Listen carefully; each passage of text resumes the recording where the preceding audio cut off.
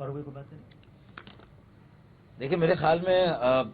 خالد مقبول صدیقی بھائی نے تو تقریباً ساری باتیں کہہ دیں. کل انہی خالد بھائی نے ایک بات کی تھی، اس کو دہرانا تھوڑا سا ضروری ہے کہ یہ انتخابات جیسے بھی ہوئے آپ کے سامنے ہیں. ایک دھاندلی تو قبل از انتخاب ہوئی، جیری مینڈرنگ، ڈس انفرنچائز کیا گیا کراچی، حیدرآباد، ٹنڈو الایا، ٹنڈو جام کے ووٹرز کو، شہریوں کو. تو وہ پری الیکشن یا پری پول ریگنگ ہوئی. لیکن آج چونکہ سب کی رال ٹپکی ہوئی تھی، ساری جماعتیں جو الیکشن لڑ رہی تھی اور وہ یہ سمجھ رہی تھی کہ کراچی، حیدرآباد، ٹنڈو الایا، ٹنڈو جام کے شہریوں اور ووٹرز کے سیاسی، جمہوری اور انتخابی حق پر ڈاکہ مار کے اس کو کمپرومائز کر کے وہ الیکشن لڑ رہی ہیں. ہم نے 70 سیٹوں کی کمی کی وجہ سے اس الیکشن میں حصہ نہیں لیے، جو کراچی کے ووٹرز اور شہریوں کو ان کی بنیادی 70 سیٹوں سے محروم کیا گیا تھا. تو جب یہ الیکشن لڑنے والے اقتدار کے لیے جیسے تیسے لولے لنگڑے بلدیاتی نظام کے اقتدار کے لیے جو مرے جا رہے ہیں، جو بھوکے ہیں،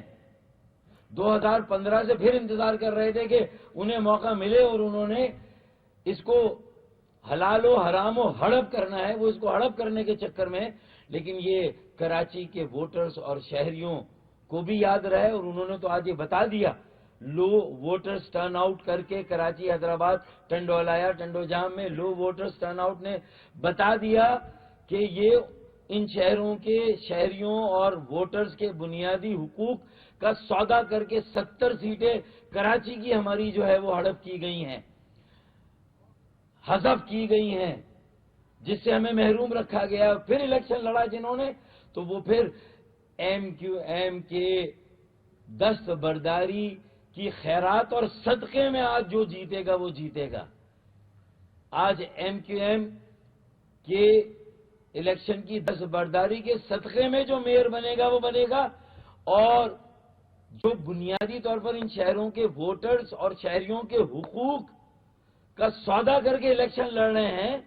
تو پہلے ہی آپ نے یہاں کے عوام، ووٹرز اور شہریوں کے حقوق کا سودا کیا. آپ بلدیات میں جا کر ان کے حقوق کی کیسے حفاظت کریں گے، ان کے مسائل کو کیسے حل کریں گے جب عوامی تائید سے آپ محروم ہیں، جب آپ عوامی حمایت سے محروم ہیں، جب آپ عوام کی پذیرائی سے محروم ہیں، تو پھر آپ کیسے ان کے مسائل کو حل کریں گے؟ ان کے بلدیاتی اختیارات، بلدیاتی وسائل جو 140A آئین نے جس کی ضمانت دی ہے، آپ ان کا تذکرہ کیے بغیر آپ تمام جماعتوں کو اصولاً ہمارے ساتھ کھڑا ہونا چاہیے تھا. جماعت اسلامی ہو، پی ٹی آئی ہو، ٹی ایل پی ہو، سب نے الیکشن میں حصہ لے کر یہ ثابت کر دیا کہ انہیں کراچی کی 70 سیٹیں جو چھینی گئی اس کی فکر ہی نہیں ہے. سودا کر کے الیکشن لڑا، سودا کر کے میئر بننے جا رہے ہیں. تو پھر آگے جو 4000 ارب کا ٹیکس دیتا ہے یہ شہر کراچی، اور حیدرآباد کا اس میں ایک نمایاں حصہ ہے،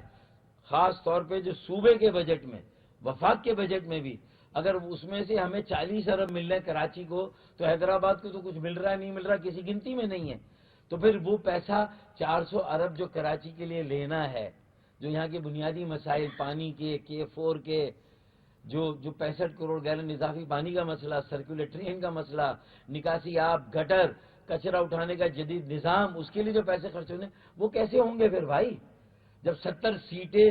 آپ نے خیرباد کر دی صرف اپنے اقتدار کے لیے. ہمارے ساتھ کھڑے تھے پٹیشنوں میں، عدالتوں میں کھڑے تھے، جماعت اسلامی، پی ٹی آئی دونوں کھڑے تھے. اور پھر الیکشن کمیشن نے جس جانبداری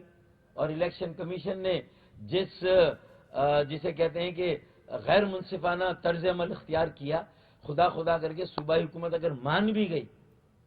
بہت داخل سے مانی، انہوں نے بھی بہت لیٹ کیا، مان بھی گئی، تو الیکشن کمیشن نے کہا نہیں الیکشن ہوگا. جہاں 2 سال الیکشن تو یہ ڈیو تھا، ستمبر میں شاید بلدیاتی ادارے ختم ہوئے تھے جب وسیم اختر بھائی، طیب بھائی جب حیدرآباد کراچی سے گئے تھے، تو وہ کون سا سال تھا؟ 2020 اگست،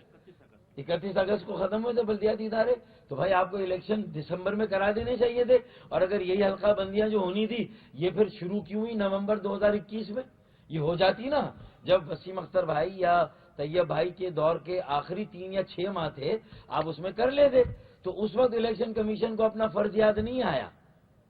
اور آج جب ہم کہہ رہے ہیں کہ یہ غلط حلقہ بندیاں ہوئی اور صوبائی حکومت نے مانی، ساری میٹنگوں میں ہم کہتے تھے 70 سیٹوں سے محروم کیا، پیپلز پارٹی نے مانا کہ 50 سیٹوں سے محروم کیا۔ بھائی ہمیں جب 50 سیٹوں سے بھی محروم کیا کراچی والوں کو، تو جنہوں نے بھی الیکشن لڑا ان 50 یا 70 سیٹوں کے کمپرومائز اور سمجھوتے پہ، انہوں نے تو ہمارے حقوق کا آج ہی سے سودا کر لیا، آگے وہ کیا ہمیں حقوق دلائیں گے۔ تو یہ بات یاد رکھنی ہے۔ تو الیکشن کمیشن بھی اس میں شامل ہے ہمارے اس حقوق کے سودے میں۔ یہ جانبدارانہ، غیر منصفانہ اور یہ قطعی اور قطعی یہ پھیکا الیکشن تھا، یہ سوکھا الیکشن تھا جو آج ہاں اس کے باوجود بھی اگر ایک تو پری الیکشن ریگنگ ہو گئی جو ہم نے بتائی حلقہ بندیوں میں جو ہاتھ ہوا، دوسری ریگنگ آج بھی ہوئی کہ پولنگ اسٹیشنوں پر قطاریں نہیں، پولنگ اسٹیشن ویران اور اجاڑ، پھر بھی اگر کچھ بیلٹ بکسوں سے اگر ووٹ نکلیں گے تو وہ پولیس اور انتظامیہ اور جو پولنگ اسٹاف ہے وہ ان کی مرہون منت، کچھ اگر کہیں پر تھوڑا ووٹرز ٹرن آؤٹ بہتر ہوگا کہ باہر تو قطاریں لگی نہیں، ووٹرز آئے نہیں، پھر بھی ووٹ اگر کہیں نکلیں گے پڑیں گے تو وہ الیکشن یا پول ریگنگ میں آئے گا۔